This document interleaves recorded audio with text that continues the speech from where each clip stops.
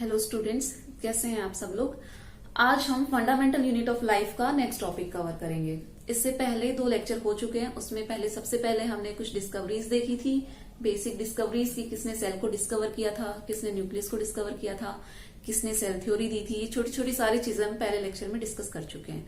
उसके बाद में हमने plasma membrane and cell wall के बारे में स्टडी किया था। नेक्स्ट हमारा टॉपिक है न्यूक्लियस। अब हमें जानना है कि व्हाट इज न्यूक्लियस, कहाँ है, कहाँ प्रेजेंट होता है न्यूक्लियस, और न्यूक्लियस क्या होता है। तो न्यूक्लियस को समझने के लिए बच्चों सबसे पहले आपको सेल स्ट्रक्चर पता होना चाहिए, है ना। और हम कई बार इसकी स्टडी भी कर चुके हैं। ये है सेल, ठीक है, और इसके अंदर हम ड्रॉ करते हैं न्यूक्लियस। ये जो एक बड़ा सा पोर्शन, डार्क स्टेन्ड पोर्शन आपको दिखता है, इसको हम कहते हैं न्यूक्लियस, ठीक है। और ये क्या थी, सेल मेम्ब्रेन। और ये वाला जो पोर्शन था, ये इसको हम कहते थे साइटोप्लाज्म, ठीक है। अब आप सोच रहे होंगे कि मैंने सेल वॉल को लेबल नहीं किया है, ठीक है, क्योंकि मैंने सेल वॉल ड्रॉ ही नहीं किया है।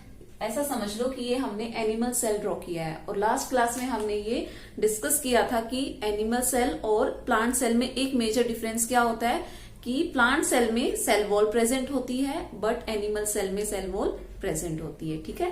तो ऐसे ही जिस भी स्ट्रक्चर में आपको एक और कवरिंग दिखाई दे जाए, 2 कवरिंग दिखाई दे, तब आप समझना कि ये that is the plant cell की आउटर जो कवरिंग है वो क्या कहलाएगी, सेल वॉल कहलाएगी। उसके बाद में प्लाज्मा मेम्ब्रेन कहलाएगी, ठीक है, या फिर सेल मेम्ब्रेन। ये सब हम बहुत डिटेल में पहले प्रीवियस वीडियो में डिस्कस कर चुके हैं। अब हम बढ़ते हैं नेक्स्ट टॉपिक की तरफ। न्यूक्लियस डिस्कस करने से पहले एक चीज और आपको जाननी है। जब हम ये बोलते हैं कि जब हम किसी भी सेल को माइक्रोस्कोप के अंदर ऑब्जर्व करते हैं तो हमें उसका एक शेप दिखाई देता है, सर्टेन शेप दिखाई देता है, ठीक है। अब जब माइक्रोस्कोप के अंदर हम किसी भी चीज को ऑब्जर्व करते हैं, किसी भी लिविंग नॉन लिविंग कोई भी एक मटेरियल को जब हम ऑब्जर्व करते हैं तो हम पहले उसको स्टेन करते हैं। स्टेन करना मतलब उसमें डाई डालते हैं, यानी कि कलर प्रोवाइड करने के लिए, ताकि हमें कलरफुल दिखे चीजें।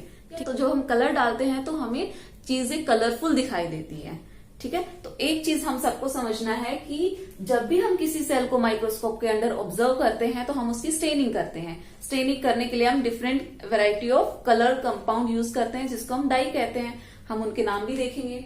तो ये फर्स्ट पॉइंट हमारा क्या हो गया, to observe any cell we first stain them. पहले हम उनको स्टेन करते हैं, ठीक है। और वो स्टेनिंग सब्सटेंस क्या है, यहां पे हम डायरेक्टली नाम लिख देते हैं। एक है safranin and the other is methylene blue,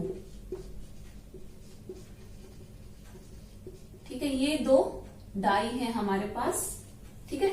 ये 2 कलर्ड कंपाउंड है, इसको आप कह सकते हो कि जब हम इनका ड्रॉप डालते हैं ऑब्जर्व करने के लिए सेल के ऊपर तो हमें सेल कलरफुल दिखाई देता है, ठीक है। अब देखो, सैफ्रोनिन जब डालते हैं तो सेल पिंक कलर दिखाई देगा, पिंक कलर का दिखाई देगा। क्यों, क्योंकि ये पिंक कलर का होता है। जो सैफ्रोनिन है ना, ये पिंक कलर का होता है। मिथाइलिन ब्लू, आपको नाम से समझ में आ रहा होगा, ये हल्का ग्रीनिश और ब्लूइश टाइप का रहता है, ठीक है। तो आप इसको ब्लू लिख सकते हो कि ये वाला कलर डालेंगे तब क्या दिखाई देगा, जब हम माइक्रोस्कोप के अंदर ऑब्जर्व करेंगे तो ब्लूइश टाइप हमें दिखाई देगा, ठीक है। इतना समझ में आया। अब इस चीज को जब हमने ये चैप्टर स्टार्ट किया था तो आपका एक एक्सपेरिमेंट दिया हुआ था, एक एक्टिविटी दी गई थी कि आपको ऑनियन पील को ऑब्जर्व करना था। तो आप स्क्रीन पे देख रहे होगे कि इमेज आपको दिख रही होगी। जब हमने ऑनियन पील को ऑब्जर्व किया अंडर द माइक्रोस्कोप तो ब्लू कलर का या फिर ग्रीनिश कलर का आपको दिख रहा होगा। तो हम क्या कह सकते हैं, हमने कौन सा कलर डाला होगा, उसमें कौन सा कंपाउंड यूज किया है, हमारा स्टेन था मिथाइलिन ब्लू, ठीक है। जब भी आपको पिंक कलर का दिखाई दे तो आप समझ जाना कि ये सैफ्रोनिन है। ये 2 चीजें आपको समझ में आई। अब नेक्स्ट देखिए, उसमें आपको डार्क कलर सब्सटेंस दिख रहा है तो पूरा वो ग्रीनिश ही दिख रहा है, लेकिन उसमें कहीं कहीं ज्यादा डार्क ग्रीन दिखाई दे रहा है। डार्क ग्रीन कह लो या उसको थोड़ा ब्लूइश कह लो, ठीक है। वो जो डार्क स्टेन वाला पोर्शन दिख रहा है वो कहलाता है न्यूक्लियस, ठीक है। दिखाई दिया आपको, मतलब जनरली हम ऐसे ही ऑब्जर्व करते हैं। अब नेक्स्ट हम बढ़ते हैं कि न्यूक्लियस होता क्या है, क्या उसकी कोई मेम्ब्रेन होती है। ठीक है, जैसे हमने सेल के बारे में जब स्टार्टिंग में पढ़ा था तो हमने क्या कहा था, cell is surrounded by plasma membrane, और अगर हम प्लांट सेल की बात करें तो it is surrounded by cell wall and then plasma membrane. तो यहाँ पे हम जब न्यूक्लियस की बात कर रहे हैं तो it also has the membrane. ठीक है, अब जब न्यूक्लियस की मेम्ब्रेन है तो वो क्या कहलाएगी, न्यूक्लियर मेम्ब्रेन, क्योंकि जब हमने सेल मेम्ब्रेन की बात की थी तो वो सेल मेम्ब्रेन कहलाई थी। ठीक है, तो हम क्या कहेंगे,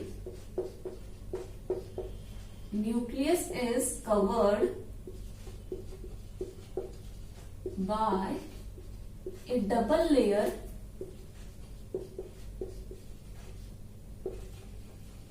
membrane, double layered membrane called, क्या कहलाती है ये आपकी, न्यूक्लियर मेम्ब्रेन।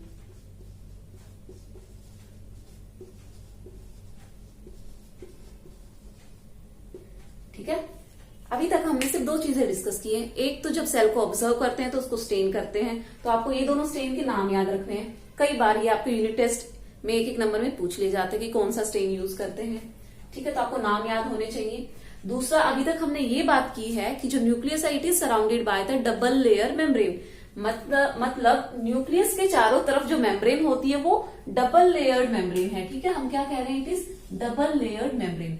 अब इसी चीज को अगर हम ड्रॉ करना चाहें तो कैसे ड्रॉ करेंगे, अब मैं सेल की बात नहीं कर रही हूं, आप न्यूक्लियस समझना। ठीक है, अभी जो मैं स्ट्रक्चर ड्रॉ करूंगी तो आप ये समझना कि हम जूम करके देख रहे हैं सेल को। ठीक है, अब हम सेल नहीं ड्रॉ कर रहे हैं, उसके अंदर का जो पोर्शन है न्यूक्लियस उसको ड्रॉ कर रहे हैं। तो ये लाइन कह रही है कि डबल लेयर मेम्ब्रेन होती है। ठीक है, तो हमने डबल लेयर मेम्ब्रेन ड्रॉ कर ली। ठीक है, ये वाली लाइन हमारी क्लियर हो गई कि भाई जो न्यूक्लियस है उसकी डबल लेयर मेम्ब्रेन स्ट्रक्चर होता है न्यूक्लियस। ठीक है, हमने ड्रॉ कर लिया। नेक्स्ट लाइन कहती है इट हैज पोर्स। अब इसके अंदर पोर्स हैं, तो पोर्स हैं तो कुछ फंक्शन भी होगा, तो पहले हम लिख लेते हैं it has pores for transfer of material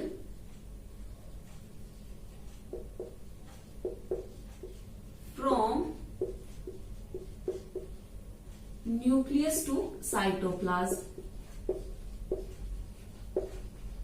ठीक है, तो पहले तो इन्होंने बात की है पोर की, तो हमने पोर्स ड्रॉ कर लेते हैं कि जो डबल लेयर मेम्ब्रेन है न्यूक्लियर मेम्ब्रेन उसके अंदर पोर्स होते हैं। मैं अभी आपको स्ट्रक्चर भी दिखाऊंगी, पहले हम ड्रॉ करके समझ लेते हैं। ठीक है, अब आपको समझ में आ रहा है कि ये जो डबल लेयर मेम्ब्रेन है इसमें पोर्स भी हैं, लेबलिंग कर लेते हैं। And this is plasma nuclear membrane. ठीक है, इतना समझ में आ गया।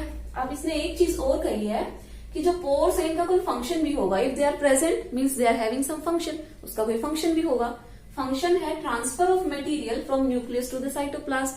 अब हमने बात की थी कि ये हम न्यूक्लियस ड्रॉ कर रहे हैं तो इसके आउटसाइड क्या है, सेल भी है ना, और सेल है तो उसमें साइटोप्लाज्म भी है। ठीक है, ये सेल मेम्ब्रेन हो गई, ये साइटोप्लाज्म हो गया। तो अंदर का जो मटेरियल है, जो न्यूक्लियस के अंदर का जो मटेरियल है वो बाहर कहां से आता है, वो थ्रू द पोर्स आता है। ठीक है, साइटोप्लाज्म में कहां से आएगा, ये जो पोर्स बने हुए हैं यहां से आता है। अब आप स्क्रीन पे इमेज देखिए, आपको दिख रहा है एक डबल लेयर मेम्ब्रेन दिख रही होगी, आपको लेबलिंग भी दिख रही होगी और न्यूक्लियर पोर भी दिखाई दे रहा होगा। ठीक है, पोर्स दिखाई दे रहा है, इसी को हम न्यूक्लियर पोर भी बोल देते हैं। समझ में आ गया इतना। अब उसके अंदर एक स्ट्रक्चर भी दिखाई दे रहा होगा जो कि लेबल्ड है क्रोमेटिन, ठीक है, या फिर क्रोमोसोम। अब हम इसको भी डिस्कस करेंगे कि ये क्या होता है।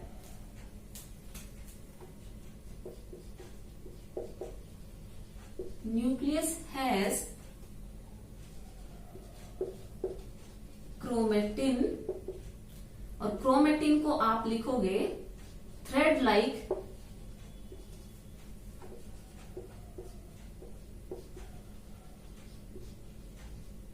Tangled structure.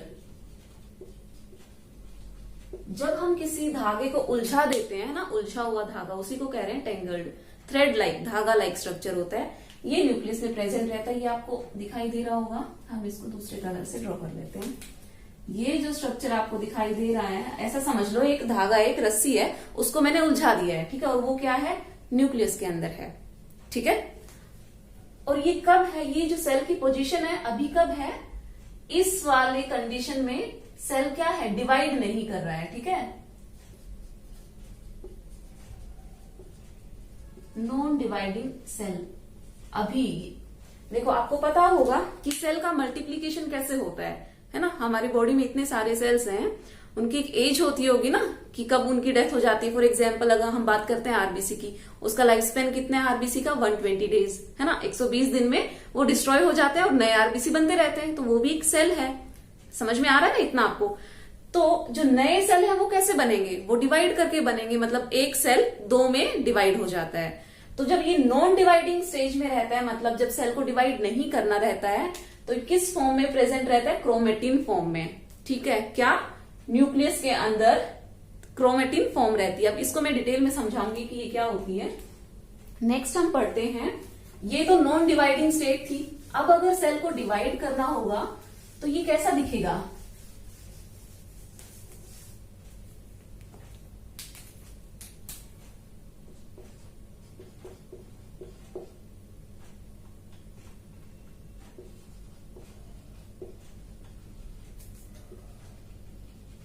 chromosomes are present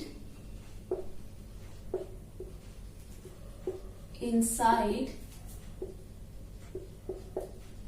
nucleus in dividing cell।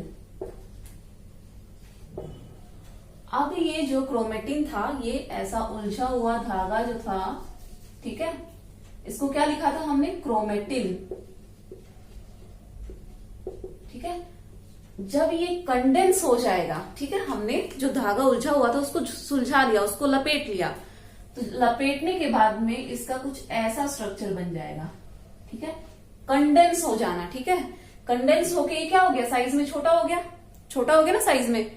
और कैसा स्ट्रक्चर है ये, रोड लाइक स्ट्रक्चर, तो ये कहलाएगा क्रोमोजोम, ठीक है। क्रोमेटिन और क्रोमोजोम आपको समझ में आ गया कि दोनों एक ही चीज है, सिर्फ इनका स्ट्रक्चर डिफरेंट है। जब ये पूरा रिलैक्स्ड फॉर्म में रहेगा, ठीक है, पूरा उलझा हुआ, तब ये क्या कहलाएगा, क्रोमेटिन। जब हमने इसको समेट दिया है, ठीक है, कंडेंस कर दिया, छोटा कर दिया है साइज में, तो ये क्या कहलाएगा, क्रोमोसोम। और क्रोमोसोम आपने नाम पहले भी सुना होगा। अब हम आगे बढ़ते हैं, क्रोमोसोम को लिख लेते हैं।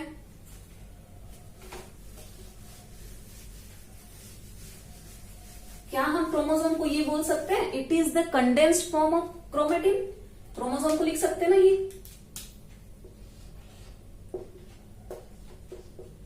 इट इज द कंडेंस्ड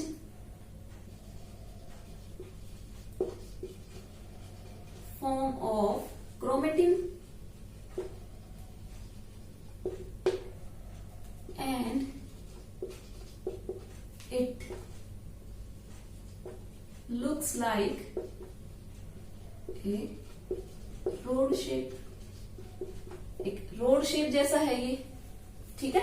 ये जो स्ट्रक्चर है, समझ में आ गया कि जो क्रोमेटिन है जब वो कंडेंस हो जाता है वो क्या कहलाता है, वो क्रोमोसोम कहलाता है। अभी तक हमने इतनी चीजें डिस्कस की, अब हम ये भी जानेंगे कि ये सब होता क्या है, इसका फंक्शन क्या है। अभी हम क्या जान रहे हैं कि ये सब कुछ एक न्यूक्लियस के अंदर प्रेजेंट होता है, ठीक है। इतना समझ में आ गया आपको। अब नेक्स्ट हम बढ़ते हैं, और ये चीज भी आपने नोट डाउन कर ली कि तब सेल को डिवाइड होना है, तब वो क्या बनाता है, क्रोमोसोम बना लेता है। इससे पहले वो रिलैक्स्ड फॉर्म में रहेगा, क्रोमेटिन की फॉर्म में रहेगा, ठीक है। जब उसको डिवाइड करना होगा तो वो कंडेंस होना स्टार्ट हो जाएगा।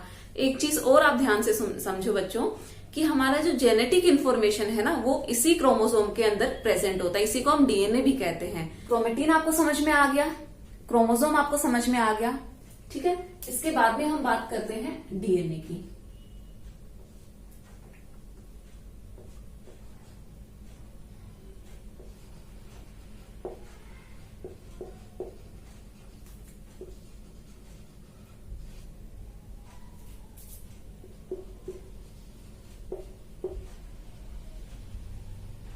Chromosomes carry information in the form of DNA which is inherited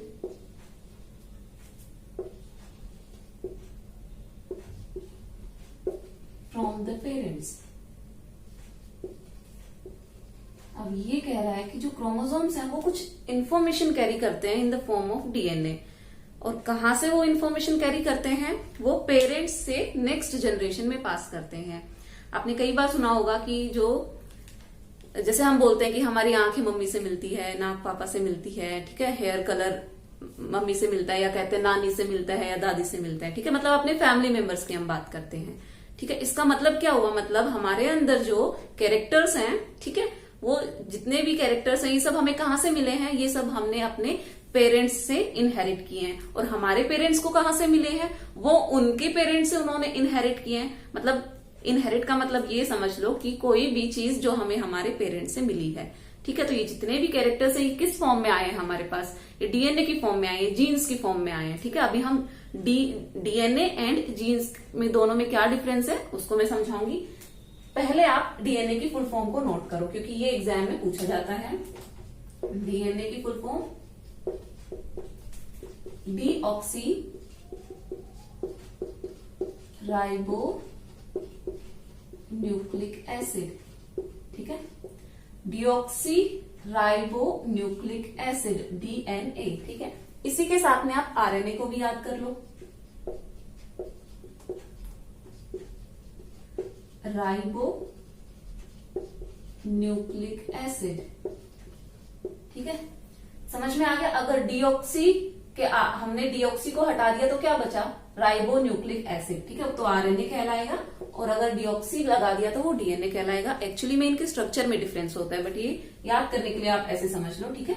DNA is deoxy ribo nucleic acid and RNA is ribo nucleic acid. ये आपको पता होना चाहिए, ये मोस्ट इंपोर्टेंट चीजें हैं, ठीक है। अगर आप बायो पढ़ रहे हो, अब आप 9th में आ गए हो, तो ये छोटी छोटी चीजें हैं जो एक बायो स्टूडेंट को पता होनी चाहिए। ओके, नेक्स्ट बढ़ते हैं हम। सबसे पहले आप स्ट्रक्चर देखो, आपको स्क्रीन पे एक स्ट्रक्चर दिखाई दे रहा होगा कि एक बहुत ही कंडेंस स्ट्रक्चर है, ठीक है, जिसकी लेबलिंग पे क्या लिखा हुआ है, क्रोमोसोम। अब जो क्रोमोसोम रिलैक्स हो रहा है तो वो कहला रहा है क्रोमेटिन। यही बात हमने कही थी, हमने जस्ट इसका ऑपोजिट सीक्वेंस फॉलो किया था कि अगर एक thread like structure relaxed form में अगर है, प्रेजेंट है, तो वो क्रोमेटिन कहलाया था। उसको अगर कंडेंस कर दिया तो वो क्रोमोसोम कहलाया था। अब अगर हम इसका ऑपोजिट सीक्वेंस भी देखते हैं तो कंडेंस स्ट्रक्चर को जब हम खोलेंगे तो क्या कहलाएगा, क्रोमेटिन, ठीक है। अब उस फर्दर क्रोमेटिन को आप देखोगे तो वो एक डबल हेलिक्स स्ट्रक्चर दिखाई देगा। डबल हेलिक्स स्ट्रक्चर आपको दिख रहा है ऐसे क्रॉसिंग में, ठीक है, वो कहलाएगा डीएनए, ठीक है। अब जो क्रोमेटिन भी है, या फिर आप जो इसकी बात कर रहे हो, क्रोमोसोम की बात कर रहे हो, सिर्फ अकेला क्रोमोसोम नहीं होता है, उसके साथ में प्रोटीन भी होता है, ठीक है। प्रोटीन के चारों तरफ वो लिपटा हुआ रहता है, ठीक है। डीएनए प्रोटीन के चारों तरफ लिपटा रहता है, ठीक है। अब जो डीएनए का सेगमेंट है, पूरा डीएनए कभी फंक्शनल नहीं होता है, ठीक है। उसका कुछ सेगमेंट, कुछ हिस्से होते हैं जो फंक्शनल रहते हैं। तो जो फंक्शनल वाला सेगमेंट है डीएनए का, फंक्शनल पार्ट क्या कहलाएगा, जीन्स कहलाएगा, ठीक है। उन्हीं जीन्स में इंफॉर्मेशन रहती है, कोड के फॉर्म में रहती है ना, कि आई कलर है हमारा, ठीक है, नोज है, लिप्स हैं, जितने भी बॉडी हमें एक्सटर्नल मतलब मॉर्फोलॉजिकल चीजें जो भी दिख रही हैं हमें, वो सारी की सारी इंफॉर्मेशन की फॉर्म में आई थी, ठीक है। कहां से आई थी, पेरेंट्स से आई थी। तो इन सबका आप ये कह लो कि वो एक कोडिंग फॉर्म में रहता है, और उनका जो कोड रहता है ना, वही जीन्स रहते हैं। तो जीन्स क्या होता है, इन्फॉर्मेशन कैरी करते हैं, ठीक है। क्योंकि अल्टीमेटली ये सारी चीजें हैं तो एक ही, हम इनको थोड़ा जूम करके देखते जा रहे हैं कि भाई ठीक है, क्रोमोसोम है, उसको थोड़ा जूम करके देखा, अच्छा ये क्रोमोसोम कैसे बना था, क्रोमेटिन लिपटा हुआ था इसलिए क्रोमोसोम बना था।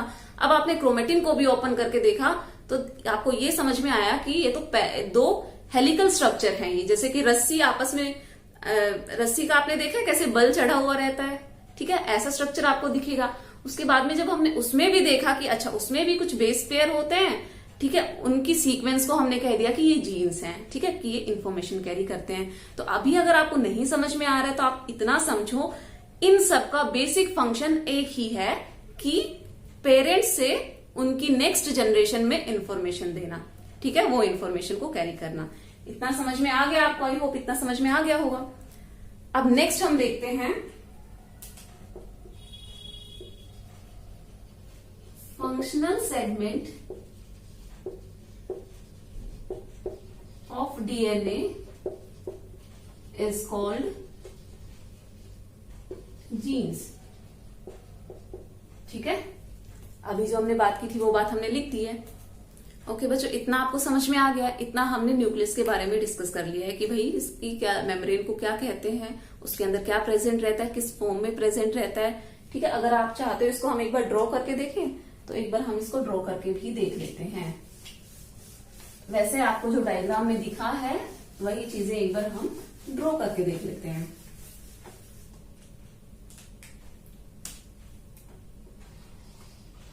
ठीक है, ये आपका कंडेंस स्ट्रक्चर है जो क्या कहलाएगा, क्रोमोसोम। ठीक है, अब जब हमने इसको रिलैक्स कर दिया तो ये कुछ ऐसे स्ट्रक्चर दिख रहा होगा आपको। ठीक है, और बीच में आपको कुछ ऐसा स्ट्रक्चर भी दिख रहा होगा। अगर आप डायग्राम आपने ध्यान से देखा होगा तो ये स्ट्रक्चर आपको दिखा होगा ऐसा कुछ। ये जो रेड वाला पोर्शन आपको दिख रहा है ये होता है प्रोटीन। ठीक है, तो हमेशा जो आपका डीएनए है वो किसके साथ में लगा रहता है, हमेशा प्रोटीन के चारों तरफ बाउंडेड रहता है, रैप्ड रहता है। ठीक है, तो दो चीजों से मिलकर बना है यहाँ पे। ठीक है, ये प्रोटीन है, इसको आप लेबलिंग कर लो, प्रोटीन, हिस्टोन प्रोटीन है, लेकिन आपको नाम नहीं याद रखना, आप बस इतना समझो कि ये प्रोटीन है। और ये थोड़ा रिलैक्स्ड फॉर्म है, एकदम कंडेंस्ड फॉर्म ये थी, ये थोड़ा रिलैक्स्ड फॉर्म है, तो ये क्या कहलाएगा, क्रोमेटिन। ठीक है, अब इसको थोड़ा सा और जूम करके देखते हैं कि ये जो स्ट्रक्चर दिख रहा है आपको ऐसे थ्रेड लाइक, एक्चुअली में ये कुछ ऐसा है। ठीक है, ऐसा स्ट्रक्चर दिख रहा है, ये इसी स्ट्रक्चर को कहते हैं डबल हेलिक्स स्ट्रक्चर। ठीक है, और इसमें कुछ बेस पेयर्स प्रेजेंट होते हैं।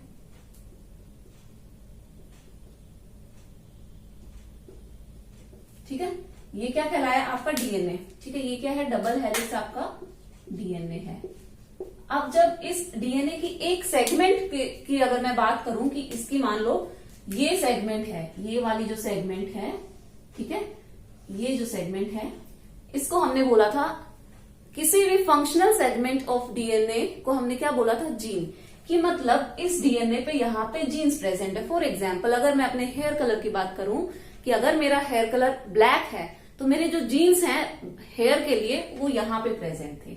अगर मैं आई कलर की बात करूं कि किसी की आईज का कलर ब्लैक होता है, किसी का ब्राउन होता है, ब्लूइश रहता है किसी की आईज का कलर, ठीक है, तो उसके लिए भी एक जीन प्रेजेंट होता है। ठीक है, क्योंकि हमें अपने पेरेंट्स से ही मिले रहते हैं वो सारे जीन्स। तो यही समझो कि कैसे ये स्ट्रक्चर, ये सब कुछ न्यूक्लियस में प्रेजेंट रहता है, ये भी आपको समझना है। भूल मत जाना कि हम किसकी बात कर रहे हैं, ये हम न्यूक्लियस की बात कर रहे हैं। ठीक है, और न्यूक्लियस कहाँ था, सेल के अंदर प्रेजेंट था। अब अगर इस वाले स्ट्रक्चर की मैं बात करूं तो आप इसको ऐसे समझ लो, इसी ये जो ऐसे वाला फॉर्म था डबल हेलिक्स फॉर्म, इसको मैंने थोड़ा इतना से पोर्शन की बात कर रही हूं तो ये दोनों पैरेलल दिख रहे हैं आपको। और यहाँ पे जो सीक्वेंस लगी थी, मान लो ये जो सीक्वेंस है ये आपकी किसी एक जीन की सीक्वेंस थी। ठीक है, यहां से यहां तक। अब आपको समझ में आया कि कैसे ये सबसे बड़ी यूनिट उससे छोटी, उससे छोटी, ये सबसे छोटी। ठीक है, तो जीन्स क्या करते हैं, जीन्स एक्चुअली में इंफॉर्मेशन कैरी करते हैं। ठीक है, इंफॉर्मेशन कैरी करने वाली यूनिट को ही आप समझ लो कि हम जीन्स कहते हैं। इस चीज को आप लिख भी लो फिर, जीन्स को।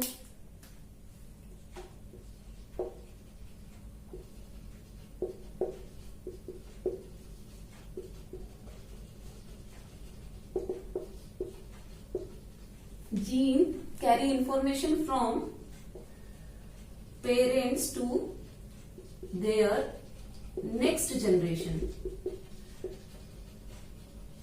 अब आप ये कहोगे कि मैम थोड़ी देर पहले तो आपने क्रोमोसोम के बारे में भी यही लिखा था, है ना, लेकिन हम बात तो इसी की कर रहे हैं ना अल्टीमेटली। वो तो हमने स्ट्रक्चर को डिटेल में देखा है, जूम करके देखा है।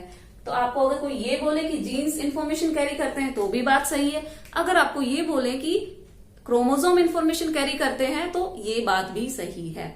इतना समझ में आ गया। अब देखो बच्चों, हमने जो डिस्कस किया है ये एक यूकैरियोटिक सेल का न्यूक्लियस था। अब आपको ये पता होना चाहिए कि what is prokaryotic, what is eukaryotic. तो सबसे पहले हम इन्हीं में डिफरेंस जानते हैं कि क्या होते हैं ये prokaryotic cell and eukaryotic cell. दो टाइप के सेल होते हैं, ठीक है।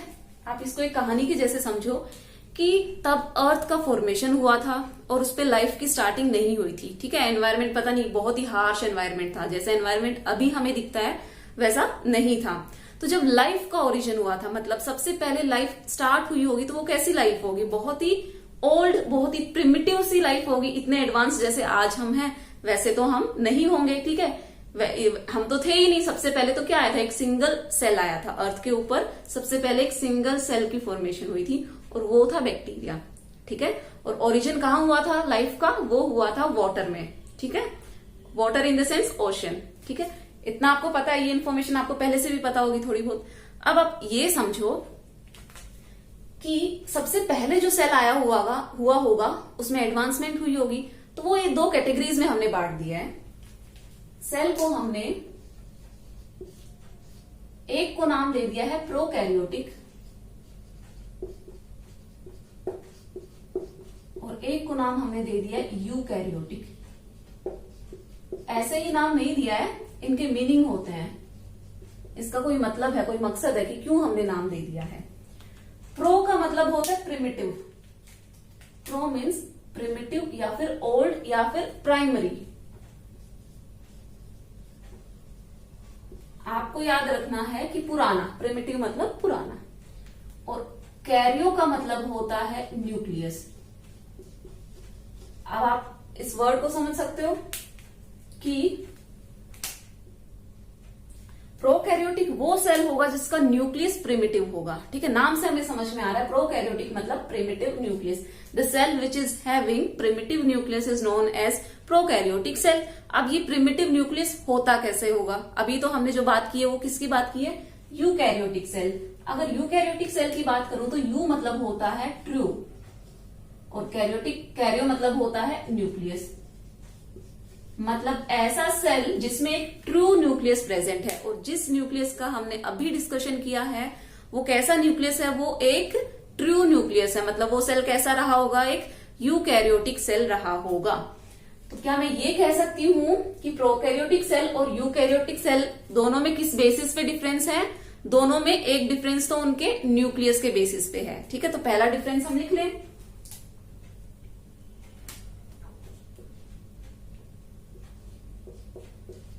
It do not have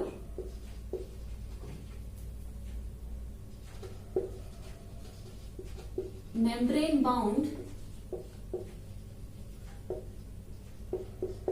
nucleus. अभी हमने बात की थी कि जो न्यूक्लियस है वो डबल मेम्ब्रेन से बना होता है ना, हमने बात की थी ना। अगर ये सेल है, इसके अंदर ये न्यूक्लियस है, तो ये एक डबल लेयर स्ट्रक्चर रहता है जिसके अंदर पोर्स भी रहते हैं। अब जो शुरुआत में जो सेल बने थे उनके अंदर जेनेटिक मटेरियल तो था। जेनेटिक मटेरियल मतलब हमारा क्रोमोसोम जो डीएनए था वो तो प्रेजेंट था, पर वो ऐसे एक बंद डब्बे में नहीं था। न्यूक्लियस को आप यही समझो एक बंद डब्बा, ठीक है। एक बंद डब्बा जैसा है और उसके अंदर हमने बहुत सारा डीएनए डाल रखा है, ठीक है।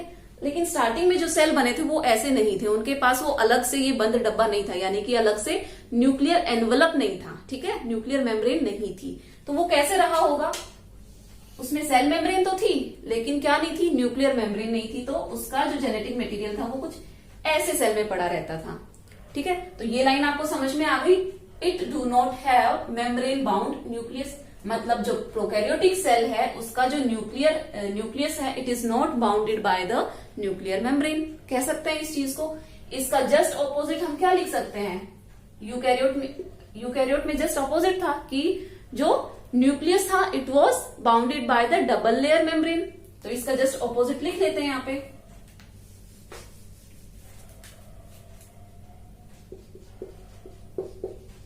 Nucleus is bounded by nuclear membrane एक डिफरेंस हमने ये देखा है। अब आप स्क्रीन पे एक इमेज देखो, उस इमेज में आपको prokaryotic cell and eukaryotic cell दिखाई दे रहे होंगे। ठीक है, एक सिंपल सा स्ट्रक्चर दिखाई दे रहा होगा जिसके अंदर डीएनए सिर्फ ऐसे ही उलझा हुआ धागे जैसा पड़ा हुआ है। ठीक है, उसके अंदर क्या लिखा हुआ है? उसके अंदर लिखा हुआ है न्यूक्लियोइड। ठीक है, तो क्या कहेंगे कि जो प्रिमिटिव सेल है, मतलब प्रोकैरियोटिक सेल है, उनमें हम न्यूक्लियस नहीं बोलते। ठीक है, जो टर्म न्यूक्लियस है वो हम किस में यूज करते हैं? वो हम यूकैरियोटिक सेल में यूज करते हैं। लेकिन प्रोकैरियोटिक सेल का भी तो जेनेटिक मटेरियल है, उसमें भी तो क्रोमोसोम है जो कि ऐसे ही पड़ा हुआ है, तो उसके लिए जो हम टर्म यूज करते हैं दैट इज न्यूक्लियोइड। ठीक है, क्या टर्म यूज करेंगे? न्यूक्लियोइड। नेक्स्ट, जब आप यूकैरियोटिक सेल आपको जो दिखाई दे रहा है उसमें क्या है? एक मेम्ब्रेन बाउंडेड न्यूक्लियस दिखाई दे रहा है। ठीक है, मेम्ब्रेन बाउंडेड न्यूक्लियस के साथ साथ आपको उसमें कुछ और भी चीजें दिखाई दे रही हैं, जैसे कि माइटोकॉन्ड्रिया, क्लोरोप्लास्ट या फिर प्लास्टिड, एंडोप्लाज्मिक रेटिकुलम, ये सारी चीजें आपको दिखाई दे रही होंगी। ठीक है, इन सारी चीजों को हम कहेंगे सेल ऑर्गेनल्स, मतलब ये भी सेल के कंपोनेंट ही हैं, सेल के अंदर ही पाए जाते हैं। लेकिन कौन से सेल में दिख रहे हैं? ये तो सिर्फ हमको यूकैरियोटिक सेल में दिख रहे हैं। इसका मतलब they are present only in eukaryotic cell, means they are absent in prokaryotic cell. क्योंकि ऐसा समझ लो कि ये सेल बेचारा अभी बना ही था, नया नया बना ही था, ओरिजिन हुआ ही था इसका, तो ज्यादा ऑर्गेनल नहीं है, इसके पास ज्यादा सामान नहीं है सेल में। सिर्फ एक प्लाज्मा मेम्ब्रेन है, एक न्यूक्लियस के नाम पे न्यूक्लियोइड है, और एक थोड़ा सा साइटोप्लाज्म है। ठीक है, और राइबोसोम भी होता है। इतना सा ही है। और आपको स्ट्रक्चर में एक फ्लैजेला भी दिख रहा होगा, इसको हम पढ़ेंगे आगे डिटेल में, धीरे धीरे हम पढ़ेंगे, अभी कंफ्यूज मत होना इससे। तो ये दोनों इमेज आपको दिखाई दे गई। तो अब हम ऑर्गेनल के बेस पे भी इसमें डिफ्रेंशिएट कर सकते हैं। सेकेंड पॉइंट हमारा क्या होगा? It do not have membrane bound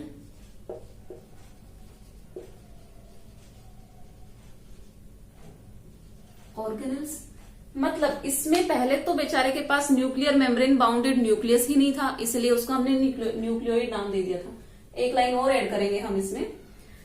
ठीक है, और दूसरी बात ये कह रहा है कि अब जो ऑर्गेनल्स हैं वो है ही नहीं इसके पास, मेम्ब्रेन बाउंडेड तो छोड़ो, ऑर्गेनल्स ही नहीं है।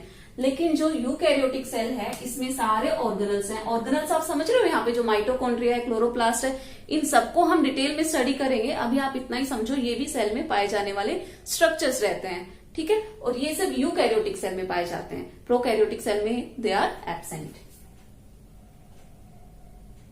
It has membrane bound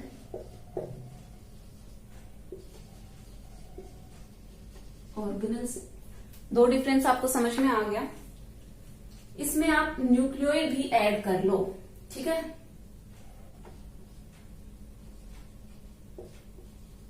instead of nucleus it has nucleoid. अब आप कंफ्यूज मत हो जाना कि ये न्यूक्लियोइड क्या है। ये न्यूक्लियोइड कुछ भी नहीं है। जिस चीज की हम बात कर रहे थे कि जो क्रोमेटिन था ऐसे ही उलझे हुए धागे की तरह पड़ा हुआ था सेल के अंदर, ऐसे ही ये पड़ा हुआ है। इसके चारों तरफ एक मेम्ब्रेन नहीं है। जब ये मेम्ब्रेन एब्सेंट है तो हमने इसको न्यूक्लियोइड नाम दे दिया, जब ये मेम्ब्रेन प्रेजेंट है तब हमने इसको न्यूक्लियस नाम दे दिया। इतना समझ में आ गया आप लोगों को? ओके, एक चीज आप और समझो, इसमें हम एग्जाम्पल्स और लिख देते हैं कि जो प्रोकैरियोटिक सेल है इसका कोई एग्जाम्पल भी होगा ना। इसका एग्जाम्पल है बैक्टीरिया। ठीक है, जो बैक्टीरियल सेल होता है उसके पास सेल वॉल रहती है, सेल मेम्ब्रेन रहती है, न्यूक्लियोइड रहता है और साइटोप्लाज्म रहता है और फ्लैजेला रहता है उसको मूव करवाने के लिए। और फ्लैजेला भी सब में प्रेजेंट नहीं रहता है, किसी में एब्सेंट भी रहता है। तो आप बेसिक स्ट्रक्चर समझो कि बेस्ट जो बेचारा जो बैक्टीरिया है, एक तो वो सिंगल सेल है। ठीक है, एक ही सेल से बनकर मिलकर बना हुआ है और उसके पास गिनती की 3 ही चीजें हैं। एक उसके पास में सेल वॉल, प्लाज्मा मेम्ब्रेन, दूसरा उसके पास में साइटोप्लाज्म और तीसरा उसके अंदर पड़ा हुआ जेनेटिक मटेरियल जिसको कि हम न्यूक्लियोइड बोलते हैं। लेकिन जो हमारा यूकैरियोटिक सेल है वो कैसा रहता है? उसके अंदर सारे ऑर्गेनल्स पाए जाते हैं, जैसे कि आप प्लास्टिड कह लो, माइटोकॉन्ड्रिया कह लो या फिर एंडोप्लाज्मिक रेटिकुलम कह लो, और प्लांट सेल में बात करेंगे तो वैक्यूल कह लो। ठीक है। तो हम इसमें जनरली हम क्या लिख सकते हैं, यूकैरियोटिक सेल का एग्जाम्पल क्या लिख सकते हैं कि बैक्टीरिया के अलावा जितनी भी चीजें हैं, ठीक है, अभी आपने क्लासिफिकेशन नहीं पढ़ा है, जब आगे हम पढ़ेंगे तो ज्यादा डिटेल में समझ में आएगा। अभी आप इतना ही समझो, animal cell and plant cell, ठीक है। इसके एग्जाम्पल में अभी आप ये दो चीजें याद करो। इतना समझ में आ गया? देखो बहुत इंपॉर्टेंट टॉपिक है ये। आपकी एनसीईआरटी में एक टेबल भी गिवन है, ठीक है, difference between prokaryotic and eukaryotic cell, ठीक है। तो ये आपको लर्न होनी चाहिए क्योंकि एग्जाम में ये पक्का 2 से 3 नंबर में पूछी जाती है। ओके, अब हम बात करते हैं इसके साइज की। जो साइज ऑफ सेल है वो कितना होता होगा, ठीक है। बैक्टीरिया आपको पता है कितने छोटे रहते हैं, दिखते तो है नहीं, हम उनको माइक्रोस्कोप के अंदर ऑब्जर्व करते हैं, दिखते तो हमें नॉर्मल सेल भी नहीं है, ठीक है। हमारी बॉडी तो किससे मिलकर बनी हुई है, सेल के बाद में टिश्यू, टिश्यू के बाद में ऑर्गन सिस्टम, वहां से हमारी बॉडी बनी हुई है। तो आप ये कह लो कि सेल दिखता तो नहीं है, मतलब उसका साइज बहुत ज्यादा छोटा रहता होगा, ठीक है। माइक्रोमीटर में उसका साइज रहता है। अब हम साइज लिख लेते हैं नेक्स्ट। इसमें साइज की एक रेंज होती है, दैट इज 1 to 10 माइक्रोमीटर, ठीक है। मैं बताऊंगी कि ये है क्या माइक्रोमीटर। और यहाँ पे अगर हम यूकैरियोटिक की बात करें तो इसकी रेंज क्या होती है, साइज